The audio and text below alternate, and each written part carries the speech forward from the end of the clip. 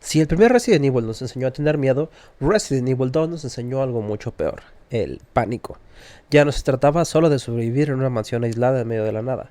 Ahora el horror se había desbordado hacia una ciudad entera. Raccoon City ya no estaba en peligro, estaba completamente perdida.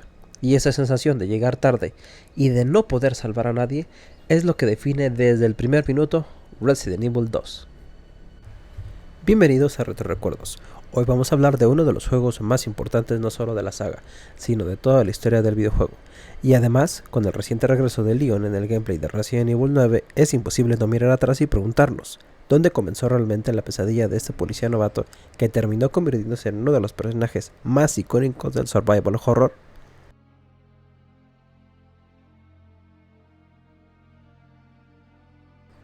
Resident Evil 2 se lanzó en 1998, pero su desarrollo fue todo menos sencillo. De hecho, el juego que conocemos hoy, por nada, casi nunca existe. Capcom tenía una versión prácticamente terminada, un proyecto que hoy conocemos como Resident Evil 1.5. Era un juego distinto, con un protagonista diferente llamada Elsa Walker y una ambientación más realista, que una propuesta, aunque funcional, no terminaba de convencer al equipo. Y en una decisión que hoy parece impensable, Capcom decidió desechar gran parte de ese trabajo porque sentía que no era lo suficientemente impactante, que no estaba a la altura de lo que una secuela debía ser. Esa decisión tan arriesgada como visionaria cambió la historia. Hideki Kamiya tomó el control del proyecto y prácticamente lo reinventó. Elsa Walker desapareció y en su lugar apareció Claire Redfield.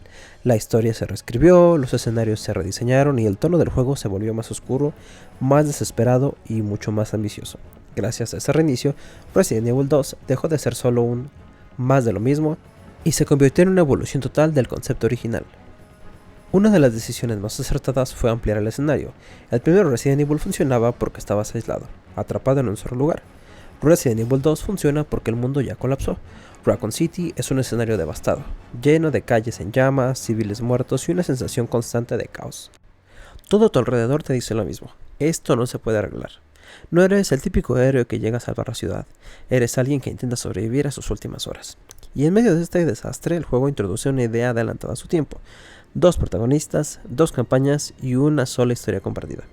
Leon y Claire no son solo personajes alternativos, son dos puntos de vista del mismo infierno. El famoso sistema zapping hacía que lo que hicieras con un personaje tuviera consecuencias reales en la partida del otro. Si Leon corregía un objeto importante, Claire ya no lo tenía que encontrar. Si resolvías un puzzle antes, el otro personaje veía el resultado. En 1998, esta sensación de continuidad era algo prácticamente mágico. No solo alargaba la duración del juego, sino que te hacía sentir que tus decisiones importaban, que el mundo seguía avanzando aunque tú no estuvieras ahí.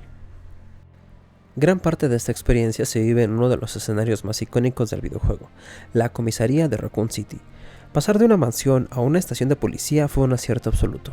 El edificio, convertido en un museo, está lleno de pasillos estrechos, habitaciones conectadas de forma extraña y puertas cerradas que constantemente te obligan a regresar a zonas que ya creías seguras, pues hace que esta sensación de encierro realmente te dé miedo. Cada sonido importa: el crujir de una ventana, el golpe de una puerta, el clic de una máquina de escribir cuando guardas la partida. Todo construye una atmósfera opresiva que no te deja respirar. Y justo cuando crees que empiezas a dominar el juego, el lugar te recuerda que no tienes el control. La primera aparición del Licker es uno de los momentos que más quedaron grabados en la memoria colectiva. Pero nada, absolutamente nada se compara con la llegada de Mr. X.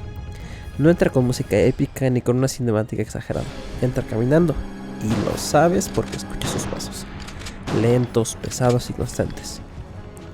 Mr. X no corre, no se detiene y no negocia. Es la personificación del miedo que te persigue, del enemigo que no puedes vencer, solo rastrear. Con él, Resident Evil 2 redefinió el terror psicológico. A nivel jugable, el juego entendía perfectamente qué significaba el survival horror. No estabas ahí para eliminar a todos los enemigos. La munición era limitada, el inventario era pequeño y cada enfrentamiento era una decisión. ¿Disparas o corres? ¿Usas ese spray ahora o lo guardas para después? ¿Matas a ese zombie o lo esquivas esperando que no se vuelva a levantar? Cada error se paga, y esa tensión constante es lo que hace que la experiencia sea tan intensa, incluso hoy en día.